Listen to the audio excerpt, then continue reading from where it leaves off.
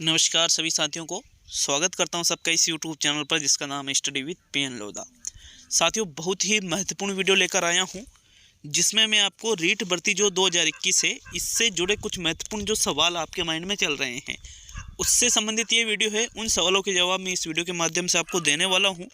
तो पहली चीज़ तो ये कि एक तो आता है पुलिस वेरिफिकेशन की, जो पुलिस का जो आपका थाना लगता है वहाँ से आपका एक प्रमाण पत्र बनता है। तो वो कब बनता है, उसकी वैलिडिटी कब रहती है, सारी चीज़ें।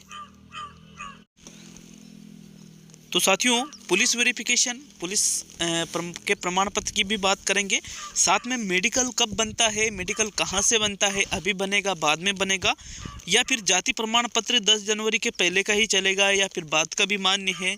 और साथ ही डॉक्यूमेंट संबंधित सारी जानकारी मैं इस वीडियो के माध्यम से आपको देने वाला हूँ। आज से आप सभी को पता है कि थर्ड ग्रेड के फॉर्म भरना स्टार्ट हो गए हैं काउंसलिंग के लिए।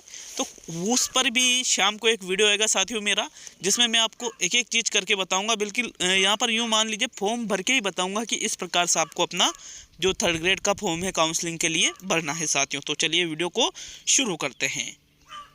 साथियों, सबसे पहले बात करेंगे हम पुलिस वेरिफिकेशन, मतलब जो आपका पुलिस प्रमाण पत्र आपका जो बनता है पुलिस थाने से।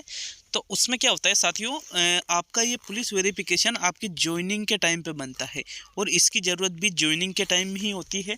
ज्वाइनिंग का टाइम का मतलब है आपका सिलेक्शन हो चुका है, आपने डॉक्यूमेंट वेरिफिकेशन करवा लिए हैं, इसके बाद में स्कूल आपको ज्वाइन करना है। तो जब आप स्कूल ज्वाइन करने के लिए जाओगे तो आपका जो पीओ है, पीओ का मतलब यूँ होता है कि जिस स्कूल में अपनी नियुक्ति हुई है, जिस स्कूल में, तो उस स्कूल का एक पीओ लगता है साथियों। ग्राम पंचायत का जो स्कूल होता है, राजकीय उच्च, तो साथियों जो ग्राम पंचायत का पीओ का स्कूल होता है वहाँ पर एक तो आपको ये बताना पड़ता है, साथ में ही जो सीबीओ ऑफिस आपका होता है वहाँ पर भी इसकी ज़रूरत पड़ती है। तो ये बाद में बनता है, सीधे सा मतलब है कि पुलिस वेरिफिकेशन आपको अभी नहीं चाहिए। सिलेक्शन होने के बाद में, वेरिफिकेशन के बाद में आपके पुलिस वेरिफिकेशन, तो आपका डॉक्यूमेंट वेरिफिकेशन भी हो चुका है, उसके बाद में आपको सारी चीज़ें होने के बाद में सबसे अंत में ये बनता है साथियों। एक और ये चीज़ होती है कि पुलिस वेरिफिकेशन में तो आपका रिकॉर्ड नहीं होना चाहिए थाने में, और अगर रिकॉर्ड है तो बाइज्जत बरी वाला रिकॉर्ड होना चाहिए, मतलब निर्दोष वाला।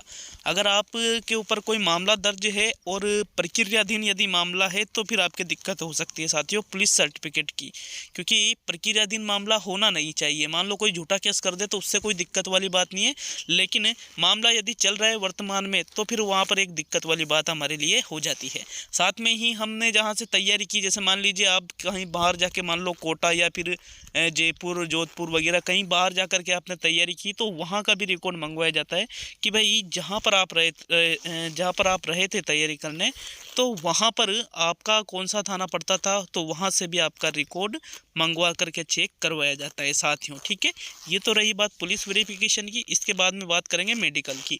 तो मेडिकल का मामला भी सेम टू सेम होता है।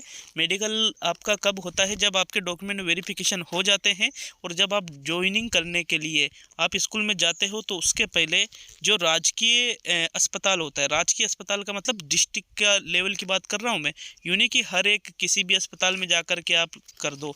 जो डिस्ट्रिक्ट लेवल पे जो राजकीय अस्पताल है साथियों, गवर्नमेंट हॉस्पिटल जो डिस्ट्रिक्ट लेवल पे होता है, सभी डिस्ट्रिक्ट में आप सभी को पता है कि गवर्नमेंट हॉस्पिटल होता है, तो वहाँ पर आपका मेडिकल करवाया जाता है। और मेडिकल करवाने के बाद में उसका एक सर्टिफिकेट बना दिया जाता है। सर्टिफिकेट आपको यहाँ पर जैसे पुलिस प्रमाण पत्र आप लाते हो, उसी प्रकार ये मेडिकल वाला भी आपको ले जाना पड़ता है। सीबीओ ऑफिस में भी आपके लिए चाहिए और साथ में आपको पीओ ऑफिस में भी ये दोनों ही चीज़ें चाहिए साथियों। तो आशा है आपको मेडिकल संबंधी सारी जानकारी मिल गई होगी। अब आगे हम बात करेंगे मेडिकल। नॉर्मली मेडिकल होता है, ज़्यादा कुछ मेडिकल में तो कुछ होता नहीं है। जैसे आपके यूरिन टेस्ट वगैरह कर लिया जाता है, आप किसी बड़ी बीमारी से, बड़ी मतलब बहुत ही गंभीर बीमारी से तो ग्रस्त नहीं है, इत्यादि कुछ एक दो चीज़ें इसमें देखी जाती है। इसके बाद में बात करेंगे हम जाति प्रमाण पत्र की। तो जाति प्रमाण पत्र यूँ है कि भाई जैसे आज 10 जनवरी है तो अभी से आप फॉर्म डालते हो। अगर आपके पहले का बना हुआ है, मतलब 10 जनवरी के पहले का, तो आप उसको लगा दीजिए अगर मांगता है तो, ठीक है। अगर नहीं मांगता है तो कोई दिक्कत वाली बात है ही नहीं।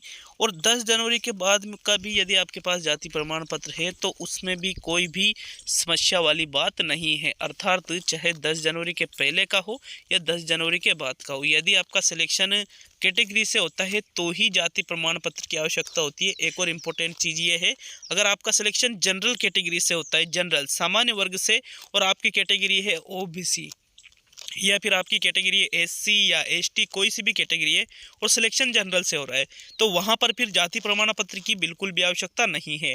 जो जनरल वाले हैं उनको जाति प्रमाण पत्र की आवश्यकता नहीं होती है साथियों, क्योंकि जनरल वालों का सिलेक्शन तो जनरल के अलावा कैटेगरी से हो ही नहीं सकता।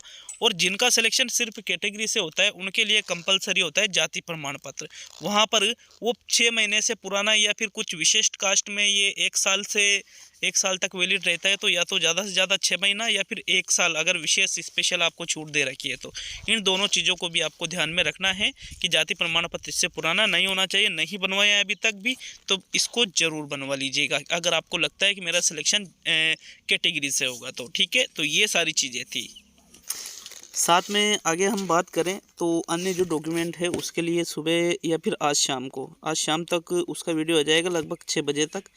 तो उसमें जैसे 3rd ग्रेड में आप जो भी फॉर्म डालोगे उसके लिए जो भी डॉक्यूमेंट की ज़रूरत पड़ेगी, जिस भी कैटेगरी के लिए या फिर कौन सी उसमें न्यूनतम योग्यता की ज़रूरत पड़ रही है, सारी चीज़ें मैं उसमें आपको बता दूंगा साथियों। साथ में अगर हम बात करें कि यहाँ पर साथियों एक और चीज़ मैं आपको बता दूं कि यदि आप रीट शिक्षक भर्ती की तैयारी कर रहे हो, जैसे रीट शिक्षक भर्ती 2022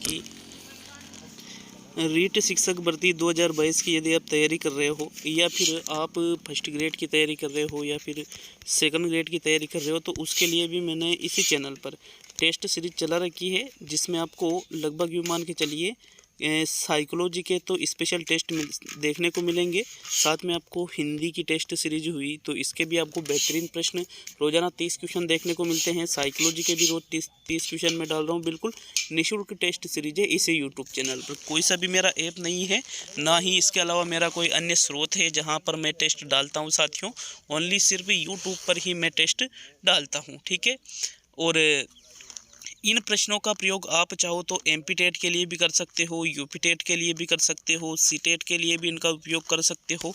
सभी में बहुत ही ज़्यादा यूज़फुल ये चीज़ें आपके लिए रहने वाली है। तो ये था आज का वीडियो। अगर आपको कुछ नया नॉलेज मिला हो तो बिल्कुल वीडियो को लाइक शेयर ज़रूर करिएगा और अपने विचार नीचे कमेंट में हमें ज़रूर बताइएगा। शाम तक मैं वीडियो डाल दूंगा कि उसमें बिल्कुल फॉर्म भर के बताऊंगा कि किस प्रकार से आपको 3rd ग्रेड का फॉर्म भरना है और कहाँ कहाँ पर विशेष आपको ध्यान में रखना है, कहाँ कहाँ पर कोई भी गलती आपको नहीं करनी है। तो ये सारी चीज़ें थी। अब मिलते हैं अगले वीडियो में। सभी दोस्तों का बहुत बहुत धन्यवाद वीडियो को पूरा देखने के लिए।